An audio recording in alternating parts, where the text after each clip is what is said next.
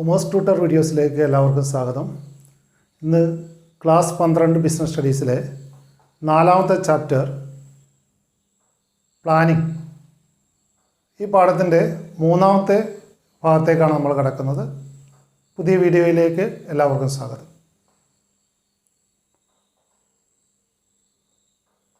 Part 3ൽ പ്രധാനമായിട്ട് നമ്മൾ ചർച്ച ചെയ്യുന്നത് types of പ്ലാനുകളെക്കുറിച്ചാണ്.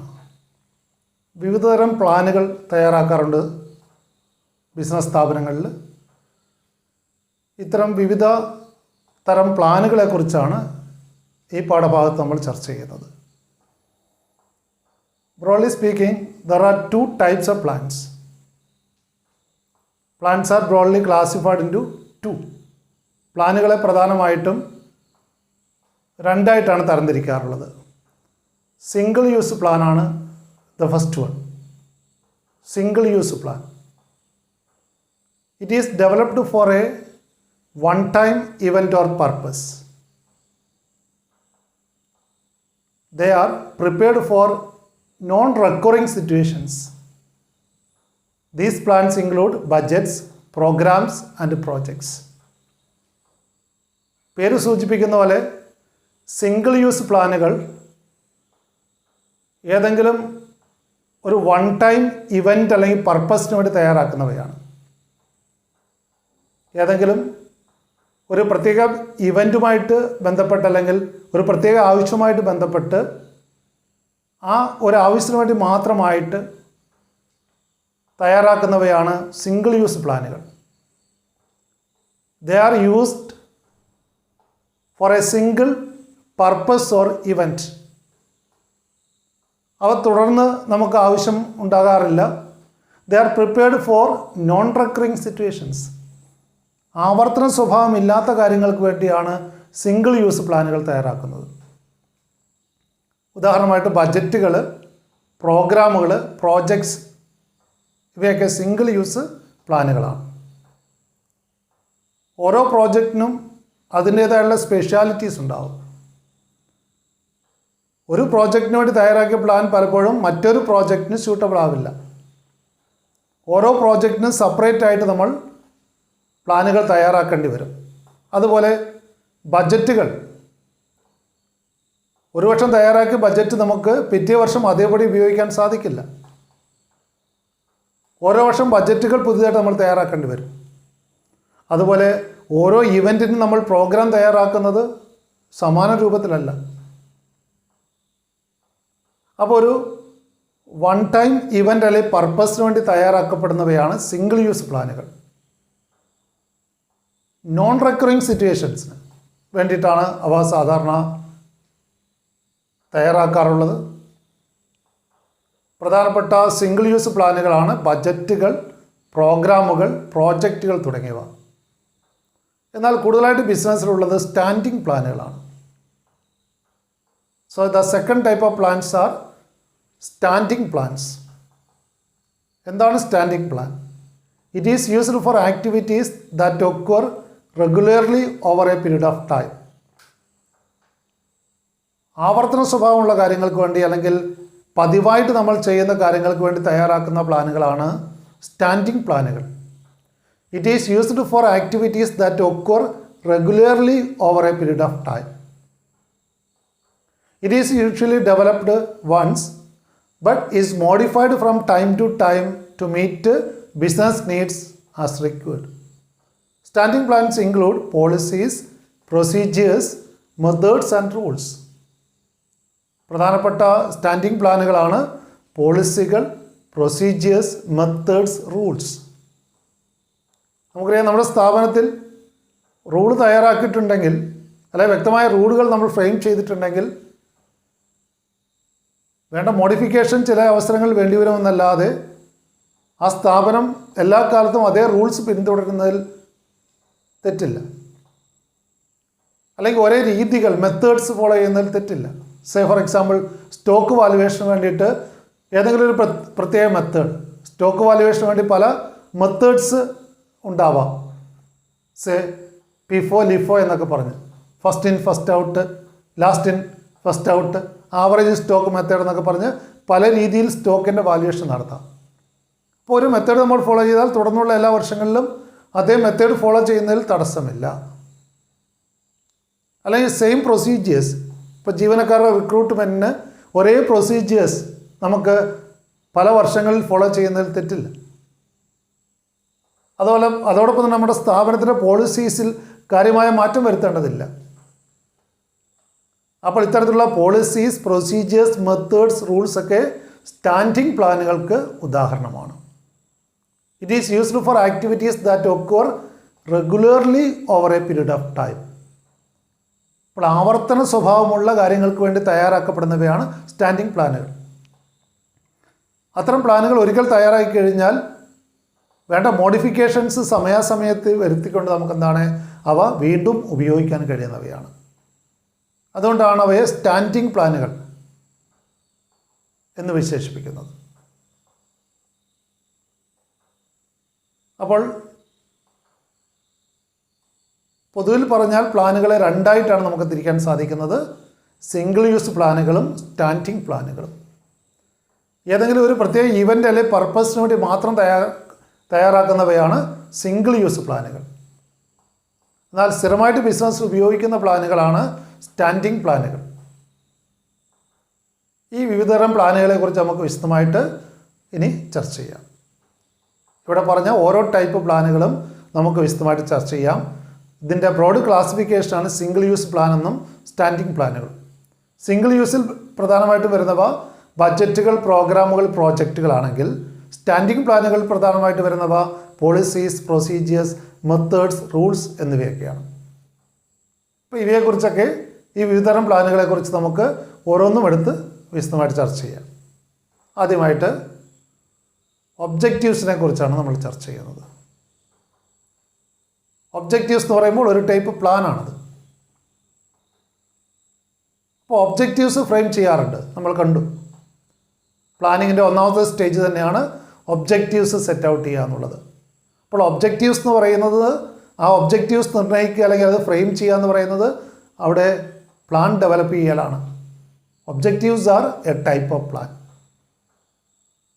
And objectives is simply the end result of activities undertaken by an organisation. നമ്മുടെ സ്ഥാപനം എന്തിനെ മുൻനിർത്തിയാണോ പ്രവർത്തനം ഏകോപിപ്പിച്ച് കൊണ്ടുപോകുന്നത്, ആ എൻഡ് റിസൾട്ടാണ് നമ്മൾ ആത്യന്തികമായിട്ട് ലക്ഷ്യം വെക്കുന്നത്. അല്ലെങ്കിൽ നമ്മുടെ സ്ഥാപനത്തിൻ്റെ ആത്യന്തിക ലക്ഷ്യം എന്താണ്, അതാണ് ഒബ്ജക്റ്റീവ്സ് എന്നുകൊണ്ട് ഇവിടെ ഉദ്ദേശിക്കുന്നത്. And objectives is simple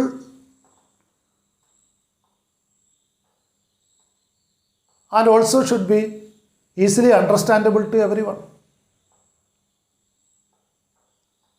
So, an objectives is simply the end result of activities undertaken by an organization.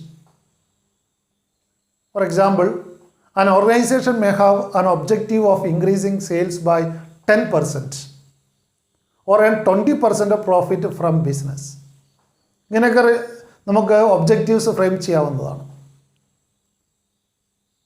ഇവിടെ ഉദാഹരണമായിട്ട് പറയുന്നത് സെയിൽസിൽ വർധനവ് കൊണ്ടുവരിക, കഴിഞ്ഞ വർഷത്തിനേക്കാളും 10% വർധനവ് സെയിൽസിൽ കൊണ്ടുവരിക, അത് ഒബ്ജക്റ്റീവായിട്ട് നമുക്ക് ഫ്രെയിം ചെയ്യാം.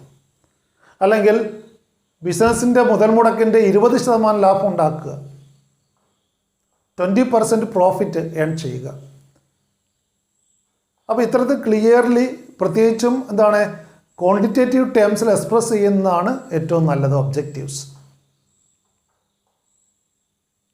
ഒബ്ജക്റ്റീവ്സ് ക്വാണ്ടിറ്റേറ്റീവായിട്ട് എക്സ്പ്രസ് ചെയ്യുന്നതാണ് കൂടുതൽ നല്ലത്. അല്ലാതെ മാക്സിമം പ്രോഫിറ്റ് ഉണ്ടാക്കുക, അവിടെ ഒബ്ജക്റ്റീവ് വളരെ സ്പെസിഫിക് ആവുന്നില്ല. അപ്പോൾ ഒബ്ജക്റ്റീവ് കുറച്ചുകൂടെ സ്പെസിഫിക് ആയിട്ട് ക്വാണ്ടിറ്റേറ്റീവിൽ എക്സ്പ്രസ് ക്വാണ്ടിറ്റേറ്റീവായിട്ട് എക്സ്പ്രസ് ചെയ്യേണ്ടതുണ്ട്. അതാണ് ഉദാഹരണമായിട്ട് ഇവിടെ പറഞ്ഞിരിക്കുന്നത് 10% ഇൻക്രീസ് ഇൻ സെയിൽസ്. കഴിഞ്ഞ വർഷത്തേക്കാളും 10% വർധനവ് സെയിൽസിന് ഉണ്ടാക്കുക, നമ്മുടെ ഈ വർഷത്തെ ലക്ഷ്യമായിട്ട് നമുക്ക് എടുക്കാം. അല്ലെങ്കിൽ ഏൺ 20% പ്രോഫിറ്റ്, നമ്മൾ ഇൻവെസ്റ്റ് ചെയ്ത ക്യാപിറ്റലിൻ്റെ 20% ആവാം. അതുമല്ലെങ്കിൽ ചിലപ്പോൾ സെയിൽസിൻ്റെ അല്ലെങ്കിൽ സെയിൽസ് ടേൺ ഓവറിൻ്റെ 20% എന്ന് വേണമെങ്കിൽ ഫിക്സ് ചെയ്യാം. അപ്പോൾ നമ്മുടെ എൻഡ് റിസൾട്ട് എന്താണോ അത് ഫ്രെയിം ചെയ്യലാണ് ഒബ്ജക്റ്റീവ്സിലൂടെ നമ്മൾ ചെയ്യുന്നത്. നമ്മുടെ ബിസിനസ്സിൻ്റെ ആത്യന്തികമായിട്ടുള്ള ലക്ഷ്യം എന്താണ്, അതാണ് ഒബ്ജക്റ്റീവ്സിലൂടെ നമ്മൾ ഫ്രെയിം ചെയ്യുന്നത്. നമുക്കറിയാം സ്ഥാപനത്തിൻ്റെ ഓവറോൾ ഒബ്ജക്റ്റീവ്സിന് പുറമെ ഓരോ ഡിപ്പാർട്ട്മെൻറ്റിലെ യൂണിറ്റും അവിടെ ഒബ്ജക്റ്റീവ്സ് സെറ്റ് ഔട്ട് ചെയ്യണം. അപ്പോൾ അങ്ങനെ ആ ഇൻഡിവിജ്വൽസിൻ്റെയും യൂണിറ്റ്സിൻ്റെയും ഡിപ്പാർട്ട്മെൻറ്റിൻ്റെയും ഒബ്ജക്റ്റീവ്സിനെ ഹാർമോണൈസ് ചെയ്തുകൊണ്ടാണ് ഓവറോൾ ഓർഗനൈസേഷൻ ഒബ്ജക്റ്റീവ്സ് ഫ്രെയിം ചെയ്യേണ്ടത്. There are usually set by top management of the organization. ഇപ്പോൾ ഈ ഒബ്ജക്റ്റീവ്സ് സാധാരണ സെറ്റ് ചെയ്യാറുള്ളത് ടോപ്പ് ലെവൽ മാനേജേഴ്സാണ്. അപ്പോൾ ഒന്നാമത്തെ ടൈപ്പ് ഓഫ് പ്ലാനാണ് ഒബ്ജക്റ്റീവ്സ്. Then secondly strategy. മറ്റൊരു ടൈപ്പ് പ്ലാനാണ് strategy. It is a general plan prepared by top management outlining resources allocation, priorities and takes into consideration the business environment and competition. Strategy എന്ന് പറയുന്നത് തന്ത്രങ്ങൾ മെനയുക എന്ന് പറയാറുണ്ട്. Strategies develop ചെയ്യുക.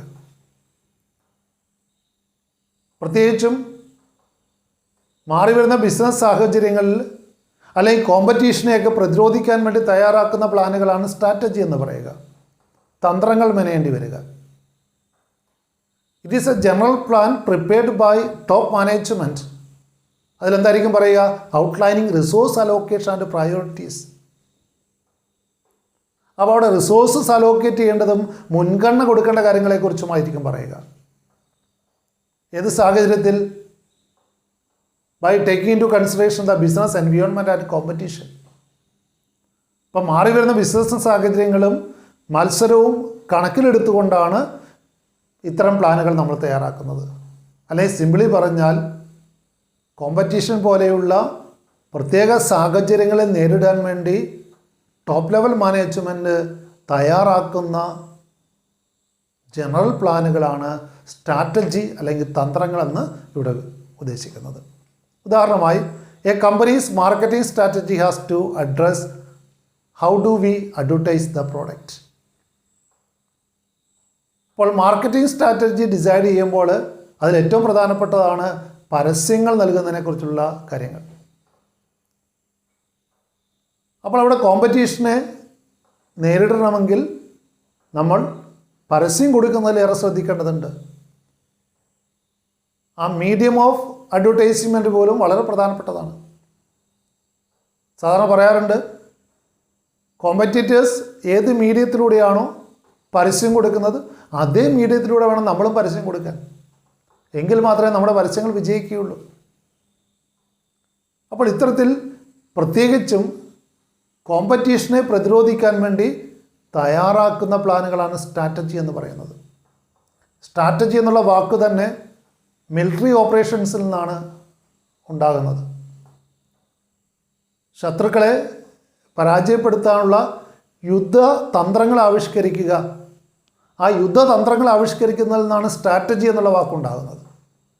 ഇപ്പോൾ business ഫീൽഡിൽ സ്ട്രാറ്റജി ഉപയോഗിക്കുന്നത് പ്രത്യേകിച്ചും മത്സരങ്ങളെ നേരിടാൻ വേണ്ടിയിട്ട് അല്ലെ കോമ്പറ്റീഷനെ പ്രതിരോധിക്കാൻ വേണ്ടി തയ്യാറാക്കുന്ന പ്ലാനുകളാണ് സ്ട്രാറ്റജി എന്നുകൊണ്ട് ഇവിടെ ഉദ്ദേശിക്കുന്നത്. So strategy is also a type of plan prepared by business organisations. And thirdly, policy. Another type of plan is policy.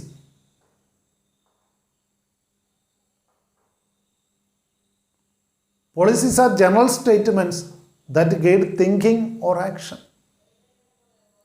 Policy എന്ന് ഉദ്ദേശിക്കുന്നത് ജനറൽ സ്റ്റേറ്റ്മെൻറ്റ്സ് ആണ്. അവിടെ മാനേജേഴ്സിൻ്റെ തിങ്കിങ്ങിനെയും ആക്ഷനെയും ഗൈഡ് ചെയ്യുന്നവയാണ് ഈ പോളിസി എന്ന് പറയുക. നയരൂപീകരണം നടത്തുക. നയരൂപീകരണം നടത്തുന്നത് ടോപ്പ് ലെവൽ മാനേജ്മെൻറ്റ് തന്നെയാണ്. അപ്പോൾ നയങ്ങൾ രൂപീകരിച്ചു കഴിഞ്ഞാൽ ആ നയത്തിനനുസരണമായിട്ട് നമുക്ക് എന്ത് ചെയ്യാൻ സാധിക്കും? തീരുമാനങ്ങൾ എടുക്കാനും കഴിയും, പ്രവർത്തനങ്ങൾ മുന്നോട്ട് നയിക്കാനും കഴിയും. അപ്പോൾ മാനേജേഴ്സിൻ്റെ തിങ്കിങ്ങിനെയും ആക്ഷനെയും ഗൈഡ് ചെയ്യുന്ന ജനറൽ സ്റ്റേറ്റ്മെൻറ്റ്സ് ആണ് policies. Policies R general statements that guide thinking or action. For example, the company may have a recruitment policy, pricing policy, credit policy, etc. അങ്ങനെ പല കാര്യങ്ങളെക്കുറിച്ചുള്ള നയങ്ങൾ രൂപീകരിക്കേണ്ടതുണ്ട്. ഉദാഹരണമായിട്ട് ഇവിടെ പറഞ്ഞ റിക്രൂട്ട്മെൻറ്റ് പോളിസി, ജീവനക്കാരെ സെലക്ട് ചെയ്യുന്നതിൻ്റെ പോളിസി എന്തായിരിക്കണം? ലോക്കൽ ഹാൻഡ്സിന് പ്രിഫറൻസ് കൊടുക്കണമോ, അല്ലെങ്കിൽ മെറിറ്റ് മാത്രം ബേസ് ചെയ്തുകൊണ്ട് റിക്രൂട്ട്മെൻറ്റ് അല്ലെങ്കിൽ ജീവനക്കാരെ റിക്രൂട്ട് ചെയ്യണമോ? അപ്പോൾ റിക്രൂട്ട്മെൻറ്റ് പോളിസി ഫ്രെയിം ചെയ്യണം. അതുപോലെ വില നിർണ്ണയത്തെ സംബന്ധിച്ച നയം, നമ്മുടെ ഉൽപ്പന്നങ്ങൾക്ക് വില നിശ്ചയിക്കുന്നതിനുള്ള പോളിസി, കൂടുതൽ കസ്റ്റമേഴ്സിനെ ആകർഷിക്കുകയാണ് വേണ്ടതെങ്കിൽ അല്ലെങ്കിൽ കോമ്പറ്റീഷനെ പ്രതിരോധിക്കേണ്ട സാഹചര്യമാണുള്ളതെങ്കിൽ നമ്മുടെ പ്രൈസിങ് പോളിസി എന്ന് പറയുന്നത് കുറഞ്ഞ വിലയിലായിരിക്കും നമ്മൾ, അല്ലെങ്കിൽ കുറഞ്ഞ ലാഭം എടുത്തുകൊണ്ടായിരിക്കും, കുറഞ്ഞ വില ഫിക്സ് ചെയ്തിട്ടായിരിക്കും നമ്മൾ ഉൽപ്പന്നങ്ങൾ മാർക്കറ്റിൽ ഇറക്കുന്നത്. അപ്പോൾ നമ്മുടെ പ്രൈസിങ് പോളിസി എങ്ങനെ ആയിരിക്കണം? അതോ പുതിയതായിട്ട് മാർക്കറ്റിൽ ഇറക്കുന്ന ഒരു പ്രോഡക്റ്റ് കോമ്പറ്റീഷൻ ഇല്ലെങ്കിൽ തീർച്ചയായിട്ടും ഒരു ഉയർന്ന വിലയ്ക്ക് നമുക്ക് മാർക്കറ്റിൽ ഇറക്കാൻ കഴിയും. അപ്പോൾ പ്രൈസിങ്ങിനെ സംബന്ധിച്ച് നമ്മുടെ പോളിസി എന്തായിരിക്കണം? ദെൻ ക്രെഡിറ്റ് പോളിസി എന്തായിരിക്കണം? കടം അനുവദിക്കുന്നതിനെക്കുറിച്ച്, കടത്തിൽ സാധനങ്ങൾ വിൽക്കുന്നതിനെക്കുറിച്ച് ലിബറലായിട്ടുള്ള ഒരു പോളിസി വേണമോ, അല്ലെങ്കിൽ കുറച്ചുകൂടെ സ്ട്രിക്റ്റ് ആയിട്ടുള്ള കൺസർവേറ്റീവ് ക്രെഡിറ്റ് പോളിസി ഫോളോ ചെയ്യണമോ? അപ്പോൾ ഓരോ മേഖലയിലുമുള്ള പോളിസികൾ നമ്മൾ നിർണ്ണയിക്കേണ്ടി വരും. ആ പോളിസികൾ ഡിസൈഡ് ചെയ്തെങ്കിൽ മാത്രമേ അതിനനുസരണമായിട്ട് തീരുമാനമെടുക്കാനും പ്രവർത്തനങ്ങൾ മുന്നോട്ട് കൊണ്ടുപോകാനും സാധിക്കുകയുള്ളൂ. അപ്പോൾ നയരൂപീകരണം നടത്തുക എന്നുള്ളത് വളരെ പ്രധാനപ്പെട്ട ഒരു കാര്യമാണ്. ആ നയരൂപീകരണം നടത്തേണ്ടത് ആരാണ്? ടോപ്പ് ലെവൽ മാനേജ്മെൻ്റ് ആണ്. The manager may use his discretion to interpret and apply a policy. അപ്പോൾ ഇവ ജനറൽ ഗൈഡ് ലൈൻസ് ആണെന്ന് പറഞ്ഞു. എന്നാൽ അവ നടപ്പിലാക്കുമ്പോൾ എന്താണ്, സാഹചര്യങ്ങൾക്കനുസരിച്ച് വേണ്ട മാറ്റം വരുത്തി മാനേജർമാർക്ക് അതിനെ എന്താണ് ഇൻ്റർപ്രറ്റ് ചെയ്യാവുന്നതാണ്. അപ്പോൾ അവിടെ ഡിസ്ക്രീഷൻ സാധ്യമാണ് മാനേജർമാർക്ക് പോളിസിയുടെ കാര്യത്തിൽ. പോളിസി ആകുമ്പോൾ ചില മാറ്റങ്ങൾ അത് നടപ്പിലാക്കുമ്പോൾ മാനേജർമാർക്ക് സാഹചര്യബന്ധിതമായിട്ട് ചില മാറ്റങ്ങൾ സാധ്യമാണ്. അപ്പോൾ ആ ജനറൽ ഗൈഡ് ലൈൻസ് മാത്രമാണ് പോളിസി നൽകുന്നത്. അവ സ്ട്രിക്റ്റ് റൂൾസ് അല്ല പോളിസി എന്ന് പറയുന്നത്, നയം എന്ന് പറയുന്നത്. ഒരു പൊതുനയം ഉണ്ടായിരിക്കുക, ആ തീരുമാനങ്ങൾ എടുക്കുമ്പോൾ അവിടെ ആ പൊതുനയത്തിന് അനുസരണമായിട്ട് തീരുമാനമെടുക്കണം. എന്നാൽ ഓരോ ഇൻഡിവിജ്വൽ സിറ്റുവേഷനിലും അവിടെ മാനേജർമാർക്ക് സാഹചര്യം നോക്കി എന്താണ് പോളിസിയിൽ ചില മാറ്റങ്ങൾ വരുത്താവുന്നതാണ്. Then next type of policy next type of plans are procedure. നടപടിക്രമങ്ങളാണ് പ്രൊസീജിയേഴ്സ്.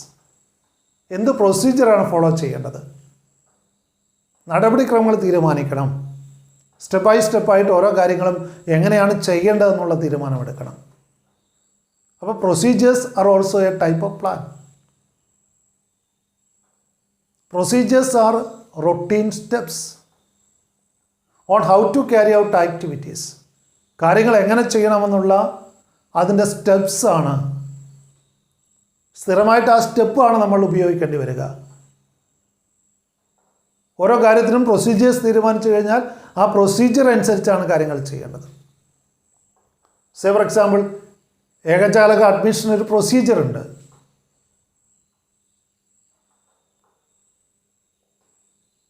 +1 അഡ്മിഷന് വേണ്ടിയിട്ട് ആ പ്രൊസീജിയർ പാലിക്കേണ്ടതുണ്ട്. അപ്പോൾ അത്തരത്തിൽ ഒരു ബിസിനസ് സ്ഥാപനത്തിൽ ഓരോ കാര്യങ്ങളും ചെയ്യേണ്ടതിൻ്റെ സ്റ്റെപ്പ് ബൈ സ്റ്റെപ്പായിട്ടുള്ള കാര്യങ്ങളാണ് പ്രൊസീജിയർ തീരുമാനിക്കുന്നത്. They are the specified steps to be followed in a particular circumstance. ഓരോ പ്രത്യേക സാഹചര്യങ്ങളിലും എന്ത് നടപടിക്രമമാണ് അനുവർത്തിക്കേണ്ടത് അതാണ് പ്രൊസീജിയറിലൂടെ മുൻകൂട്ടി തീരുമാനിക്കുന്നത്. For example, there may be a procedure for requisitioning supplies before production, procedure for selection of employees etcetera. അപ്പോൾ നമ്മൾ സാധനങ്ങൾക്ക് ഓർഡർ കൊടുത്ത് സാധനങ്ങൾ വാങ്ങുന്നതിൻ്റെ നടപടിക്രമം ഉണ്ടാവും. അല്ലെങ്കിൽ കസ്റ്റമേഴ്സ് ഓർഡർ തരുമ്പോൾ അത് പ്രോസസ്സ് ചെയ്തിട്ട് സാധനങ്ങൾ സപ്ലൈ ചെയ്യുന്നതിന് വേണ്ടിയിട്ടൊരു നടപടിക്രമം ഉണ്ടാവും. അതുപോലെ പുതിയ ജീവനക്കാരെ തിരഞ്ഞെടുക്കുന്നതിന് ഒരു നടപടിക്രമം ഉണ്ടാവും. ജീവനക്കാരെ തിരഞ്ഞെടുക്കാൻ വേണ്ടി എന്തൊക്കെ നടപടിക്രമം വേണമെന്ന് മുൻകൂട്ടി തീരുമാനിക്കേണ്ടതുണ്ട്. അപ്പോൾ ആ റിക്രൂട്ട്മെൻറ്റിൻ്റെ പ്രൊസീജിയർ തീരുമാനിക്കുന്നു. ഒരു ഉദാഹരണമാണ്, ചില സ്ഥാപനങ്ങളിൽ ആപ്ലിക്കേഷൻ കോൾ ഫോർ ചെയ്യുന്നു, ദെൻ ഒരു ടെസ്റ്റ് നടത്തുന്നു, ഒരു റിട്ടേൺ ടെസ്റ്റ് നടത്തുന്നു, അതിനുശേഷം ഇൻ്റർവ്യൂ കണ്ടക്ട് ചെയ്യുന്നു, അല്ലെങ്കിൽ മെഡിക്കൽ എക്സാമിനേഷൻ, അല്ലെങ്കിൽ അവരുടെ ഫിസിക്കൽ ആയിട്ടുള്ള അവരുടെ കായികക്ഷമത പരിശോധിക്കുന്നു. ഇങ്ങനെ ഒത്തിരി നടപടിക്രമങ്ങൾ റിക്രൂട്ട്മെൻറ്റിന് ഉപയോഗിക്കാവുന്നതാണ്. ജീവനക്കാരെ സെലക്ട് ചെയ്യുന്നതിന് വേണ്ടി ഒരു പ്രത്യേക നടപടിക്രമം. അപ്പോൾ ഇത്തരത്തിലുള്ള നടപടിക്രമങ്ങളാണ് പ്രൊസീജിയർ എന്ന് പറയുന്നത്. So the procedures are routine steps on how to carry out activities. They are the specified steps to be followed in a particular circumstance. ഒരു പ്രത്യേക സാഹചര്യത്തിൽ ഒരു പ്രത്യേക കാര്യം ചെയ്യുന്നതിന് വേണ്ടിയിട്ട് എന്തൊക്കെ നടപടിക്രമങ്ങളാണ് അനുവർത്തിക്കേണ്ടത്, അതിൻ്റെ സ്റ്റെപ്പ് ബൈ സ്റ്റെപ്പായിട്ടുള്ള ആ പ്രോസസ്സാണ് പ്രൊസീജിയറിലൂടെ മുൻകൂട്ടി തീരുമാനിക്കുന്നത്. Then fifth one is rules, നിയമങ്ങൾ. അപ്പോൾ റൂൾസ് എല്ലാ സ്ഥാപനങ്ങളിലും വ്യക്തമായിട്ട് നൽകിയിരിക്കണം. Rules are specific statements that inform what is to be done. എന്താണ് ചെയ്യേണ്ടത് അല്ലെങ്കിൽ എന്ത് ചെയ്യാൻ പാടില്ല എന്നതിനെക്കുറിച്ചുള്ളൊരു സ്പെസിഫിക് സ്റ്റേറ്റ്മെൻറ്റാണ് റൂൾസ്. നമ്മൾ കാണുകയുണ്ടായി പോളിസി എന്ന് പറയുമ്പോഴോ ജനറൽ സ്റ്റേറ്റ്മെൻറ്റ് മാത്രമാണ്. എന്നാൽ ഇവിടെ വളരെ സ്പെസിഫിക് ആയിട്ട് പറയുകയാണ്, ഇന്നതാണ് ചെയ്യേണ്ടത് അല്ലെങ്കിൽ ഇന്ന കാര്യം ചെയ്യാൻ പാടില്ല. അപ്പോൾ rules are specific statements that inform what is to be done. They do not allow any flexibility or discretion. പോളിസിയുടെ കാര്യത്തിൽ നമ്മൾ കണ്ടു, ആ പോളിസി ഇംപ്ലിമെൻ്റ് ചെയ്യുന്ന സമയത്ത് സാഹചര്യബന്ധിതമായിട്ട് മാറ്റങ്ങൾ വേണമെങ്കിൽ വരുത്താവുന്നതാണ്, അല്ലെങ്കിൽ അതിൻ്റെ ഇൻ്റർപ്രിട്ടേഷനിൽ കുറച്ചെന്താണ് റിലാക്സേഷൻ സാധ്യമാണ്. വളരെ സ്ട്രിക്റ്റായിട്ട് അത് ഫോളോ ചെയ്യണം നിർബന്ധമില്ല. പക്ഷേ once it is framed as rules, അതൊരു നിയമമായിട്ട് മാറിയിട്ടുണ്ടെങ്കിൽ തീർച്ചയായിട്ടും എന്താണ് അത് അതേപടി അനുസരിച്ചേ മതിയാകുകയുള്ളൂ. They do not allow for any flexibility or discretion. അവിടെ മാനേജർമാർക്ക് അവിടെ ചിലരോട് റിലാക്സേഷൻ, ചിലരോട് സ്ട്രിക്റ്റായിട്ട് അത് ഇംപ്ലിമെൻ്റ് ചെയ്യുക അത് സാധ്യമല്ല. റൂൾസ് ആണെങ്കിൽ എല്ലാവർക്കും അത് ബാധകമാണ്, ഒരേപോലെ വേണം അത് നടപ്പിലാക്കാൻ.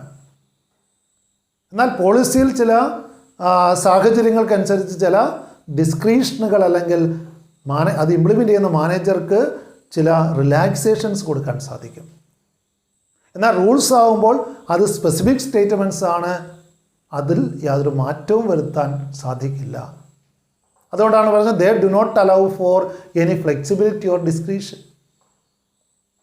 It reflects a managerial decision that a certain action must or must not be taken.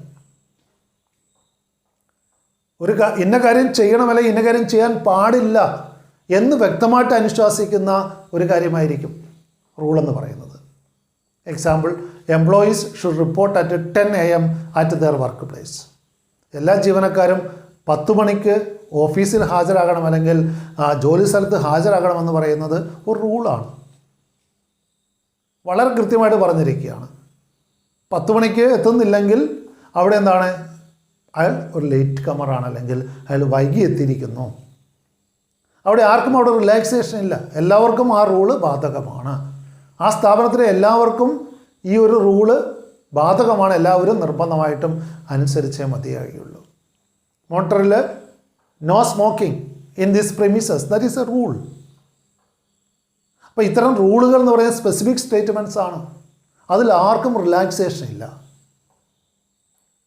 അല്ലെങ്കിൽ അത് ഇംപ്ലിമെൻ്റ് ചെയ്യുമ്പോൾ മാനേജർമാർക്ക് അവരുടെ സ്വന്തം ഇഷ്ടപ്രകാരം റിലാക്സേഷൻ കൊടുക്കാൻ സാധിക്കില്ല. കാരണം റൂൾസ് എന്ന് പറയുന്നത് ഫ്ലെക്സിബിൾ അല്ല, അവിടെ ഡിസ്ക്രിപ്ഷൻ സാധ്യമല്ല മാനേജർമാർക്ക്, അത് സ്ട്രിക്റ്റായിട്ട് നടപ്പിലാക്കേണ്ടവയാണ്. Then next type of then we shall discuss about the differences between policies and rules. നമ്മൾ കാണുകയുണ്ടായി പോളിസിയും റൂൾസും തീരുമാനങ്ങൾ എടുക്കുന്നതിന് മാനേജർമാരുടെ പ്രവർത്തനങ്ങൾക്ക് മാർഗനിർദ്ദേശമാകുന്നവയാണ് പോളിസിയും റൂളും. എന്നാൽ ഇവ രണ്ടും സാങ്കേതികമായിട്ടും വ്യത്യാസമുണ്ട്. What are the differences between policies and rules? ഒന്നാമത്തെ വ്യത്യാസം നോക്കുക. Policies are based on objectives. നമ്മുടെ ലക്ഷ്യത്തെ അടിസ്ഥാനമാക്കിയാണ് പോളിസികൾ നമ്മൾ ഫ്രെയിം ചെയ്യുക. എന്നാൽ റൂൾസോ പ്രൊസീജിയേഴ്സിനെ ബേസ് ചെയ്തിട്ടാണ് റൂൾസ് ഫ്രെയിം ചെയ്യുന്നത്. Rules are based on procedures. പോളിസികൾ ഒബ്ജക്റ്റീവ്സിനെ ബേസ് ചെയ്തിട്ട് ആണ് നമ്മൾ ഡെവലപ്പ് ചെയ്യുന്നത്. എന്നാൽ റൂൾസ് ആകട്ടെ പ്രൊസീജിയേഴ്സിനെ ബേസ് ചെയ്തിട്ടാണ്. ദെൻ സെക്കൻഡ്ലി, പോളിസി എന്ന് പറയുമ്പോൾ they are flexible in nature. നമ്മൾ കണ്ടതാണ് ഫ്ലെക്സിബിലിറ്റി ഉണ്ട് പോളിസിക്ക്. While interpreting policies one can deviate in his decision to some extent according to his understanding. ആ പോളിസി അയാൾ മനസ്സിലാക്കിയതിനനുസരിച്ച്, അയാൾ ഇൻ്റർപ്രറ്റ് ചെയ്യുന്നതിനനുസരിച്ച് അവിടെ മാറ്റങ്ങൾ സാധ്യമാണ്. But rules are rigid in nature. There cannot be any deviation. There cannot be different interpretation. Rule എന്ന് പറയുന്നത് വളരെ സ്പെസിഫിക് ആയിട്ട് സ്റ്റേറ്റ് ചെയ്തിരിക്കുന്ന, അതിന് ഡിഫറെൻറ്റ് ഇൻ്റർപ്രിട്ടേഷൻസ് സാധ്യമല്ല. അതെല്ലാവർക്കും ബാധകമാണ്. തന്നെയുമല്ല അവിടെ വ്യത്യസ്തമായിട്ടുള്ള ഇൻ്റർപ്രിട്ടേഷൻ സാധ്യവുമല്ല റൂളിൽ. And thirdly, policies are general statement which guides decision making. Decision മേക്കിങ്ങിനെ ഗൈഡ് ചെയ്യുന്നവയാണ്. അവിടെ പോളിസി ഉപയോഗിച്ച് നമുക്കൊരു തീരുമാനമെടുക്കാൻ പറ്റുന്നില്ല. ആ തീരുമാനത്തിലേക്ക് നമ്മളെ ഗൈഡ് ചെയ്യുന്ന ഒരു കാര്യം മാത്രമാണ് പോളിസി എന്ന് പറയുന്നത്. ഇന്ന തീരുമാനം എടുത്തുകൊള്ളാനല്ല, ആ തീരുമാനത്തിലേക്ക് എത്താൻ വേണ്ടിയിട്ട് നമ്മളെ ഗൈഡ് ചെയ്യുന്ന ഒരു കാര്യമാണ് പോളിസി എന്ന് പറയുന്നത്. They are only general statements which guide the decision making. But rules are specific statements to be applied for a particular situation. Specific statements ആണ് ഒരു പ്രത്യേക സാഹചര്യത്തിൽ ഇന്ന രീതിയിലാണ് തീരുമാനിക്കേണ്ടത്. 10 മണിക്ക് എല്ലാവരും ഹാജരാകണമെന്ന് പറഞ്ഞാൽ അവിടെ 10 മണി കഴിഞ്ഞ് വരുന്ന എല്ലാവരും എന്താണ്? ലേറ്റ് കമേഴ്സാണ്. അതെന്ത് കാരണമായാലും. അപ്പോൾ അത്തരത്തിൽ അവിടെ സ്പെസിഫൈ ചെയ്യുകയാണ്. ഒരു പർട്ടിക്കുലർ സിറ്റുവേഷനിൽ അവിടെ അപ്ലൈ ചെയ്യാൻ വേണ്ടിയിട്ടുള്ള ഒരു സ്പെസിഫിക് സ്റ്റേറ്റ്മെൻറ്റാണ് അപ്പോൾ റൂൾ എന്ന് പറയുന്നത്. And lastly, there can be exceptions to policies. പോളിസീസിന് ചില എക്സെപ്ഷൻസ് നമുക്ക് സാധ്യമാണ്. അപ്പോൾ റിക്രൂട്ട്മെൻറ്റിന് ലോക്കൽ ഹാൻഡ്സിനെ പരിഗണിക്കണമെന്ന് പറയുമ്പോൾ അവിടെ ലോക്കൽ ഹാൻഡ്സ് ക്വാളിഫൈഡ് അല്ലെങ്കിൽ നമുക്ക് വേണമെങ്കിൽ എന്ത് ചെയ്യാൻ സാധിക്കും? പുറമേ നിന്നുള്ള ആൾക്കാരെ ജീവനക്കാരായിട്ട് നിയമിക്കാൻ സാധിക്കും. കാരണം അത് പോളിസി മാത്രമാണ്. എന്നാൽ റിക്രൂട്ട്മെൻറ്റ് പുറമേ നിന്ന് പാടില്ല എന്നൊരു റൂൾ കൊണ്ടുവരികയാണെങ്കിൽ എന്താണ്? ഏത് സിറ്റുവേഷൻ ആണെങ്കിലും പുറമേ നിന്ന് ആ ലോക്കൽ അല്ലാത്ത ആൾക്കാരെ എടുക്കാൻ സാധിക്കില്ല. അല്ലെ പുതിയ തസ്തികയിലേക്ക് 100% പ്രൊമോഷൻ കൊടുക്കണമെന്ന് റൂൾ ഉണ്ടാക്കുകയാണെങ്കിൽ എന്താണ്? അവിടെ പുറമേ നിന്നുള്ള ഒരാളെ ആ പോസ്റ്റിലേക്ക് നിയമിക്കാൻ പറ്റില്ല. നേരെ തിരിച്ച് നിലവിൽ സർവീസിലുള്ളവർക്ക് മുൻഗണന കൊടുക്കണം എന്നാണെങ്കിൽ അത് പോളിസിയാണ്. നിർബന്ധമായിട്ടും അല്ലെ 100% നിലവിലുള്ള ജീവനക്കാർക്ക് സംവരണം എന്ന് പറയുമ്പോൾ അത് റൂളായി മാറുന്നു. അപ്പോൾ പോളിസി എന്ന് പറയുമ്പോൾ there may be exceptions to policies. അവിടെ എക്സെപ്ഷൻസ് സാധ്യമാണ്. ബട്ട് റൂൾസ് ആകുമ്പോൾ there cannot be exception. അവിടെ യാതൊരു എക്സെപ്ഷനും ആർക്കുമില്ല. എല്ലാവർക്കും അത് ബാധകമാണ് ഒരേപോലെ. So these all are the differences between policy and rules. Then next type of plans are methods. മെത്തേഡ്സിനെ കുറിച്ചാണ് അടുത്തായിട്ട് നമ്മൾ കാണുന്നത്. ആറാമത്തെ ടൈപ്പ് ഓഫ് പ്ലാനാണ് മെത്തേഡ്സ്. വിവിധ രീതികൾ നമ്മൾ തീരുമാനിക്കുന്നുണ്ട്. ഓരോ കാര്യം ചെയ്യുന്നതും ഏത് രീതിയിലായിരിക്കണം. നമുക്കറിയാം ഒരു കാര്യം ചെയ്യുന്നതിന് വ്യത്യസ്ത രീതികൾ ലഭ്യമായിരിക്കും. അപ്പോൾ നമ്മൾ പഠിച്ചു ഓൾട്ടർനേറ്റീവ്സ് ഉള്ളപ്പോൾ അതിൽ ഏറ്റവും ബെസ്റ്റായിട്ടുള്ളത് തിരഞ്ഞെടുക്കലാണ് പ്ലാനിങ് എന്ന് പറയുമ്പോൾ. അപ്പോൾ ഓരോ കാര്യത്തിനുമുള്ള മെത്തേഡ് ഏതാണ് എന്ന് നമ്മൾ മുൻകൂട്ടി തീരുമാനിക്കണം. So methods are also a type of plan. Methods provides the prescribed ways or manner in which a task has to be performed. ഒരു പ്രത്യേക കാര്യം, ഒരു ജോലി, ഒരു ടാസ്ക് ഏത് രീതിയിൽ ചെയ്യണം എന്നുള്ളതാണ് മെത്തേഡിൽ പറയുന്നത്. It deals with a task comprising one step of a procedure and specifies how this step is to be performed. അപ്പോൾ മെത്തേഡ്സിൽ പറയുക it deals with a task comprising one step of a procedure. പ്രൊസീജിയറിൻ്റെ ഒരു step മാത്രമാണത്. ആ step എങ്ങനെ perform ചെയ്യണം. ഒരു പ്രൊസീജിയറിലെ ഒരു സ്റ്റെപ്പ് മാത്രമായിട്ടാണ് മെത്തേഡ് വരുന്നത്. ഉദാഹരണം റിക്രൂട്ട്മെൻറ്റിന് ഒരു പ്രൊസീജിയർ നമ്മൾ പറയുകയുണ്ടായി. അവിടെ ടെസ്റ്റ് കണ്ടക്ട് ചെയ്യാൻ തീരുമാനിക്കുന്നു. അതെങ്ങനെ വേണം, ആ ടെസ്റ്റിൻ്റെ നേച്ചർ എന്തായിരിക്കണം,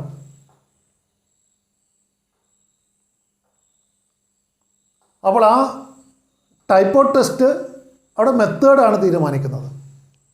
അപ്പോൾ ഒരു പ്രൊസീജിയറിലെ ഒരു സ്റ്റെപ്പ്, ആ പ്രൊസീജിയറിൽ ഒരുപാട് സ്റ്റെപ്സ് ഉണ്ടാവും. നമ്മൾ കാണുകയുണ്ട് റിക്രൂട്ട്മെൻറ്റിന് അവിടെ ആപ്ലിക്കേഷൻ സ്വീകരിക്കുന്നു, ദെൻ റിട്ടേൺ ടെസ്റ്റ് നടത്തുന്നു, ഇൻ്റർവ്യൂ നടത്തുന്നു. അത്തരത്തിലുള്ള ഒരുപാട് സ്റ്റെപ്പുകളിലൂടെയാണ് റിക്രൂട്ട്മെൻറ്റ് കടന്നു പോകുന്നത്. അതിൽ ഒരു സ്റ്റെപ്പിൻ്റെ എങ്ങനെ വേണമെന്ന് തീരുമാനിക്കലാണ്. അപ്പോൾ ഒരു പ്രൊസീജിയറിൽ ഒരു പർട്ടിക്കുലർ സ്റ്റെപ്പ് എങ്ങനെ ആയിരിക്കണമെന്ന് ചെയ്യേണ്ടതെന്ന് തീരുമാനിക്കലാണ് മെത്തേഡിൽ ചെയ്യുന്നത്.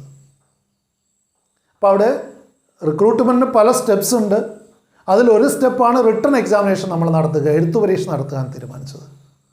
ആ എഴുത്തു പരീക്ഷ എങ്ങനെ ആയിരിക്കണം, അതിനുള്ള മെത്തേഡ് എന്തായിരിക്കണം. പലതരത്തിലുള്ള ടെസ്റ്റുകൾ കണ്ടക്ട് ചെയ്യാം. അത് ഇൻ്റലിജൻസ് ടെസ്റ്റായിട്ട് നമുക്ക് ആവാം, അല്ലെങ്കിൽ ആ പർട്ടിക്കുലർ ജോബിലുള്ള അവൻ്റെ പ്രൊവിഷൻസി അളക്കാനുള്ള ട്രേഡ് ടെസ്റ്റായിട്ട് നടത്താം. അങ്ങനെ പലതരത്തിലുള്ള ടെസ്റ്റുകൾ ഉണ്ടാവാം. അപ്പോൾ അവിടെ ആ ടെസ്റ്റ് കണ്ടക്ട് ചെയ്യാനുള്ള മെത്തേഡ് തീരുമാനിക്കുന്നു. ഏത് രീതിയിലാണ് ആ ടെസ്റ്റ് കണ്ടക്ട് ചെയ്യേണ്ടത്. That is methods. ഹിയർ ആ മെത്തേഡ് ഡിസൈഡ് ചെയ്യലാണ്. So methods are also a type of plan. For example, method used for training to employees, wage payment methods etcetera. ജീവനക്കാരെ select ചെയ്ത് കഴിയുമ്പോൾ അവർക്ക് ട്രെയിനിങ് കൊടുക്കേണ്ടത് എങ്ങനെയാണ്, ജോലി സ്ഥലത്ത് വെച്ച് എങ്ങനെ ട്രെയിനിങ് കൊടുക്കണമോ, അല്ലെങ്കിൽ പ്രത്യേക ഒരു ട്രെയിനിങ് ഇൻസ്റ്റിറ്റ്യൂട്ടിൽ അയച്ച് ട്രെയിനിങ് കൊടുക്കണമോ. അതാണ് on the job training, of the job training എന്നൊക്കെ പറയുന്നത്. ജോലി സ്ഥലത്ത് തന്നെ ട്രെയിനിങ് കൊടുക്കുകയാണെങ്കിൽ അത് ഓൺ ദ ജോബ് ട്രെയിനിങ് ആണ്.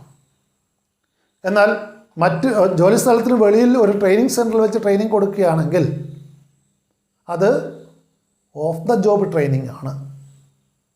തൊഴിൽ ഇടത്തിന് വെളിയിലുള്ള പരിശീലനമാണത്. അപ്പോൾ അവിടെ ട്രെയിനിങ് മെത്തേഡ്സ് ഡിസൈഡ് ചെയ്യാം. അല്ലെങ്കിൽ വേജ് പേയ്മെൻറ്റ് മെത്തേഡ് ഏതാണ്, പീസ് വേജ് സിസ്റ്റം വേണമോ, ടൈം വേജ് സിസ്റ്റം വേണമോ, കൂലി എങ്ങനെ കൊടുക്കണം,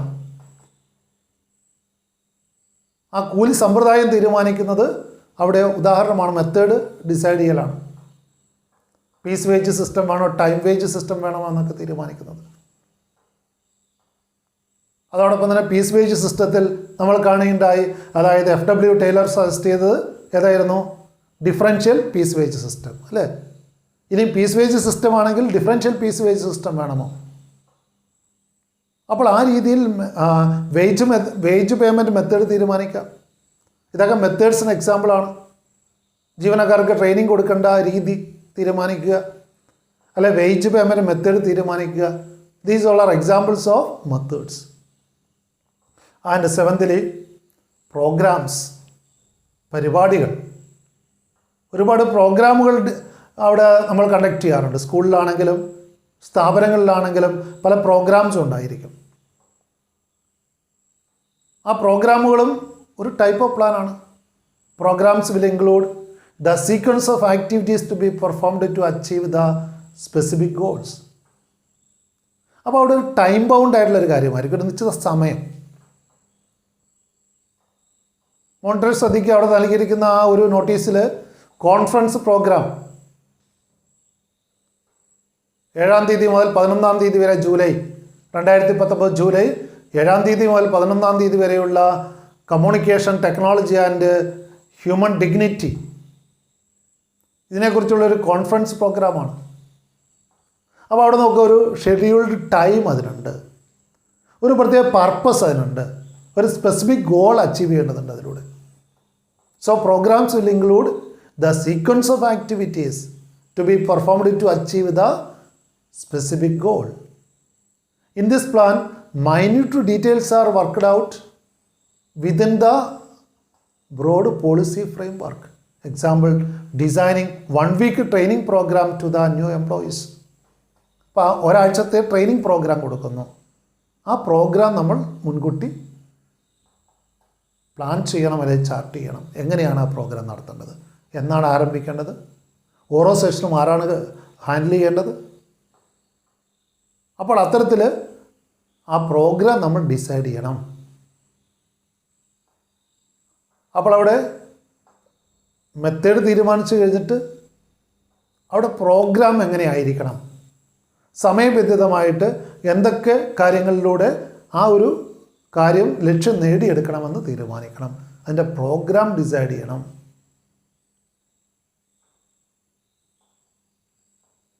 and last one is budgets. A budget is a statement of expected results expressed in numerical terms.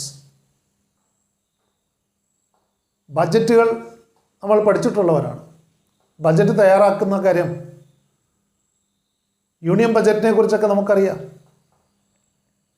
കേന്ദ്ര ഗവൺമെൻറ്റും സംസ്ഥാന ഗവൺമെൻറ്റും വർഷം വർഷം ബഡ്ജറ്റുകൾ തയ്യാറാക്കുന്നുണ്ട്. പാർലമെൻറ്റിൽ ബഡ്ജറ്റുകൾ പാസ്സാക്കുന്നതിനെ കുറിച്ചൊക്കെ നമ്മൾ കേൾക്കാറുണ്ട്. എന്താണ് ഒരു budget? A budget is A statement of expected results expressed in numerical terms. അപ്പോൾ ആ ഫ്യൂച്ചർ കോഴ്സ് ഓഫ് ആക്ഷൻ അവിടെ ക്വാണ്ടിറ്റേറ്റീവ് ടേംസിൽ പറയുകയാണെങ്കിൽ അതാണ് ബഡ്ജറ്റ്. ക്വാണ്ടിറ്റിയിലായിരിക്കും പറയുക, ന്യൂമറിക്കൽ ടേംസിൽ എക്സ്പ്രസ് ചെയ്തിരിക്കുന്നു ബഡ്ജറ്റിൽ. Example, a sales budget may forecast the sales of different products in each area for a particular month. Sales budget തയ്യാറാക്കാം. അവിടെ സെയിൽസ് ബഡ്ജറ്റിലൂടെ നമ്മൾ ഫോർകാസ്റ്റ് ചെയ്യുകയാണ്. ഇപ്പം വരുന്ന ഒരു വർഷത്തേക്കുള്ള സെയിൽസ് ബഡ്ജറ്റാണ് തയ്യാറാക്കുന്നതെങ്കിൽ നമ്മൾ ഡീൽ ചെയ്യുന്ന ഡിഫറെൻറ്റ് പ്രോഡക്റ്റ്സും ഡിഫറെൻറ്റ് ഏരിയാസിൽ അവിടെ ഓരോ മാസവും നമ്മൾ അറ്റൈൻ ചെയ്യേണ്ട സെയിൽസ് എത്രയാണ് നമ്മൾ മുൻകൂട്ടി ഫോർകാസ്റ്റ് ചെയ്യുന്നു. അപ്പോൾ ഇങ്ങനെ ബഡ്ജറ്റ് തയ്യാറാക്കിയുള്ളൊരു മേന്മ എന്ന് പറയുന്നത് അവിടെ കൺട്രോൾ വളരെ ഫലവത്തായിട്ട് നടപ്പിലാക്കാൻ സാധിക്കും. A budget is also A control device for which deviations can be take care of. Budgetary control എന്നാണ് അതിന് പറയുക. ബഡ്ജറ്റ് ഉപയോഗിച്ച് കൺട്രോളിങ് നടത്തുക. കാരണം ബഡ്ജറ്റ് മുൻകൂട്ടി തീരുമാനിക്കുകയും ആ ബഡ്ജറ്റിൽ പറഞ്ഞതുപോലെ കാര്യങ്ങൾ നടപ്പിലാക്കുകയും ചെയ്യുമ്പോൾ ആ ബഡ്ജറ്റ് അനുസരിച്ച് കാര്യങ്ങൾ പൂർത്തിയാക്കാൻ കഴിഞ്ഞു എന്ന് പരിശോധിക്കാൻ കഴിയും. അവിടെ സെയിൽസ് ബഡ്ജറ്റിൽ ടാർഗറ്റ് ചെയ്തിരുന്നത് അവിടെ മന്ത്ലി 1000 യൂണിറ്റ്സ് ആണ്. 1000 യൂണിറ്റ് പ്രതിമാസം വിൽപ്പന നടത്തണമെന്നാണ് ബഡ്ജറ്റിൽ, സെയിൽസ് ബഡ്ജറ്റിൽ നിർദ്ദേശിച്ച ഒരു പ്രത്യേക പ്രോഡക്റ്റിന്. അപ്പോൾ ആക്ച്വൽ സെയിൽസുമായിട്ട് നമുക്ക് കമ്പയർ ചെയ്തുകൊണ്ട് എന്താണ്, എന്തെങ്കിലും ഡീവിയേഷൻ ഉണ്ടെങ്കിൽ ആ പോരായ്മകൾ പരിഹരിച്ച് കറക്റ്റീവ് ആക്ഷൻ സ്വീകരിക്കാൻ കഴിയും. അതുകൊണ്ടാണ് ബഡ്ജറ്റുകളെ ഒരു കൺട്രോൾ ടെക്നിക്കായിട്ട് യൂസ് ചെയ്യാൻ കഴിയുമെന്ന് പറയുന്നത്. ബഡ്ജറ്റ് ഉപയോഗിച്ച് കൺട്രോളിങ് സാധ്യമാക്കാം.